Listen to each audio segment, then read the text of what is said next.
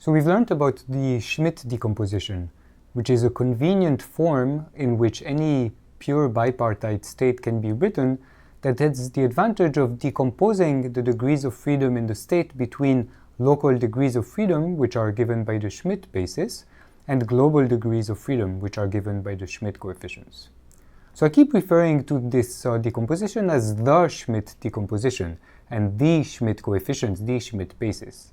This kind of prompts the question, is the decomposition unique? Is there something special about these vectors and coefficients? Could there be a completely different set of Schmidt coefficients and Schmidt vector that give me the same overall bipartite state? And the answer is yes, sometimes it can be the case. Sometimes the decomposition is unique, but sometimes it is not. You have to be a little bit careful about this. So this example is going to be about seeing when it's unique and when it's not.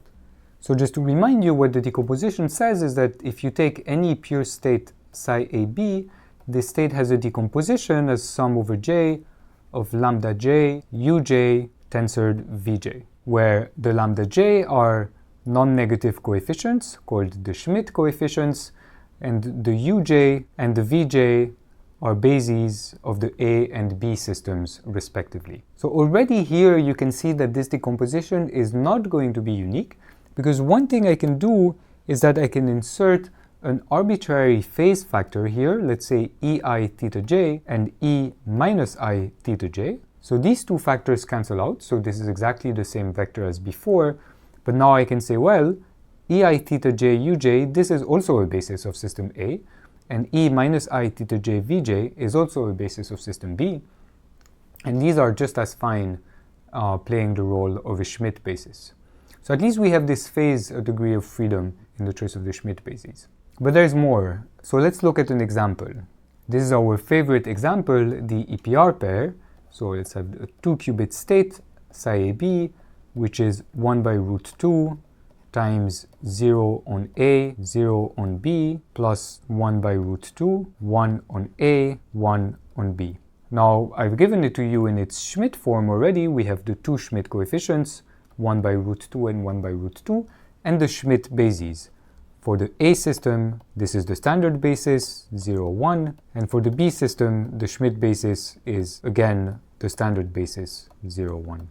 But now we know that we can write this particular state in many different ways, and if I write 1 by root 2 plus on A plus on B, plus 1 by root 2 minus on A minus on B, I have exactly the same state, but it looks completely different. Now I want to say that the Schmidt basis for the A system is the plus minus, the Hadamard basis, and for the B system, I'd want to say the same thing. So this is saying that these Schmidt vectors in general need not be unique. Here I have a completely different set of Schmidt vectors that gives me the same state.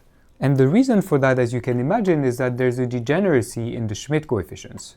What's special about this state is that it has twice the same Schmidt coefficient, 1 by root 2.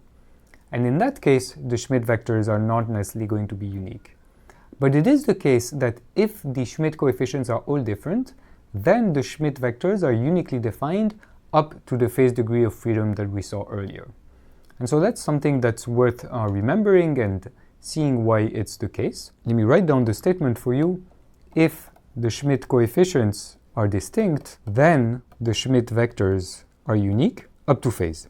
Note that this phase is important. So here, the fact that the lambda j's are asked to be non-negative means that this phase degree of freedom does not show up in the lambda itself, right? Because instead of pairing things up like I did over there, what I could have done is said, well, let's multiply lambda j by a phase ei theta j, and let's call this the new Schmidt coefficient. That's still the same vector, but I cannot do that because the Schmidt coefficient is supposed to be non-negative.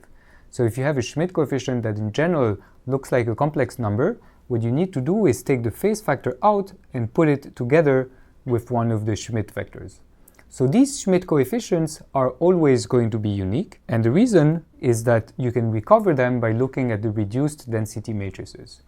Right? So this Schmidt decomposition lets you compute the reduced density matrices easily. So the reduced density on the system A, this will be the sum over j, lambda j squared, uj, uj. And similarly, the reduced density on B will be the sum over j of lambda j squared vj vj. So now we see that these lambda j, the modulus squared of the lambda j, are the singular values of the reduced density matrix. The singular values are uniquely specified, so the modulus squared of the Schmidt coefficients are uniquely specified.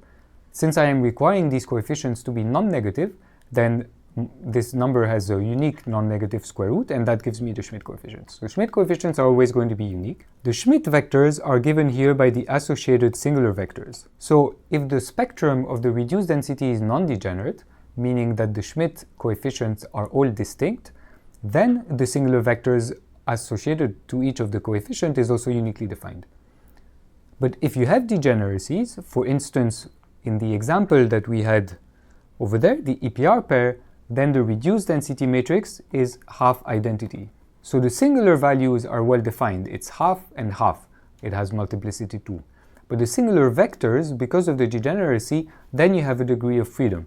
You could choose as two singular vectors, the 0 and 1 state, or you could choose the plus and minus state. And this explains the freedom that we had in the definition of the Schmidt vectors.